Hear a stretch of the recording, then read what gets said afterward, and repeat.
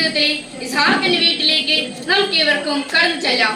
അവിടെ യാക്കോബ് തന്റെ പിതാവായ ഇസ്ഹാക്കിനെയും സഹോദരനായ ഏസാവിനെയും കബളിപ്പിച്ച് അനുഗ്രഹം നേടിയത് എങ്ങനെയെന്നാണ് ഞാൻ ഈ കൊച്ചു മോണാക്കിലൂടെ നിങ്ങളുടെ അടുത്ത് കാണിക്കാൻ പോകുന്നത്. മകനെ ഏസാവേ, എന്താ പിതാവേ, ഞാൻ എവിടെയുണ്ട്? മകനെ, എനിക്ക് വയസ്സായി, കണ്ണിലെ കാഴ്ച നഷ്ടപ്പെട്ടു. എപ്പോ മരിക്കുമെന്ന് എനിക്ക് അറിയുകയില്ല. നീ വയലിൽ ചെന്ന് എനിക്കിഷ്ടപ്പെട്ട വേട്ടത്തി കൊണ്ടുവരാം. അത് കഴിച്ചിട്ട് വേണം മരിക്കുന്നതിന് മുൻപ് നിന്നെ അനുഗ്രഹിക്കാൻ.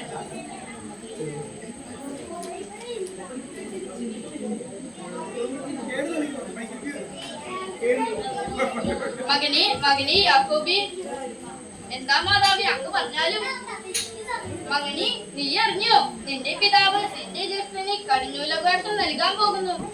എന്റെ മകൻ അതെങ്ങനെയും തട്ടിയെടുക്കണം. അമ്മേ, എന്റെ ജ്യേഷ്ഠൻ രോമാകുലനാണ്, പക്ഷെ എനിക്ക് രോമമില്ല. അപ്പൻ എന്നെ തൊട്ടു നോക്കുകയോ അറിയുകയോ ചെയ്താൽ അനുഗ്രഹത്തിന്റെ പകരം ശാപമായിരിക്കും കിട്ടുക. ഇല്ല മകനെ, ഇത് നീ ഇട്ടുകൊള്ളൂ. ആട്ടും രോമം കൊണ്ടുണ്ടാക്കിയ കുപ്പായമാണ്. ഇത് തിരിച്ച് നീ നിന്റെ അപ്പന്റെ മുൻപിൽ ചെല്ലണം. നീ വഴിയിൽ ചെന്ന് 2 കൊഴുത്ത മുട്ടാടുകളെ കൊണ്ടുവരും. ഞാൻ നിന്റെ അപ്പനെ ഇഷ്ടപ്പെടുന്ന രീതിയിൽ പാകം ചെയ്തു തരാം. വേഗം ചെല്ല്.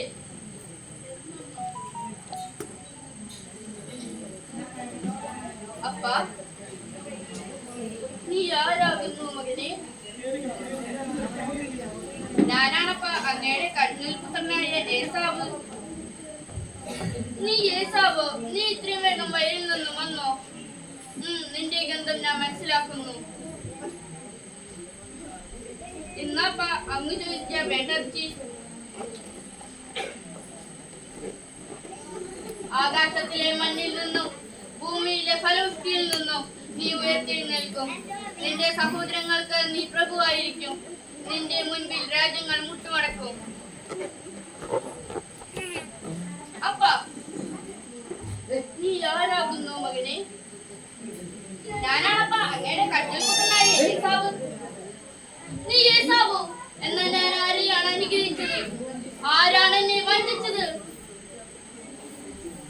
അപ്പ, ഈ മകനെ കൂടെ അനുഗ്രഹിച്ചാലും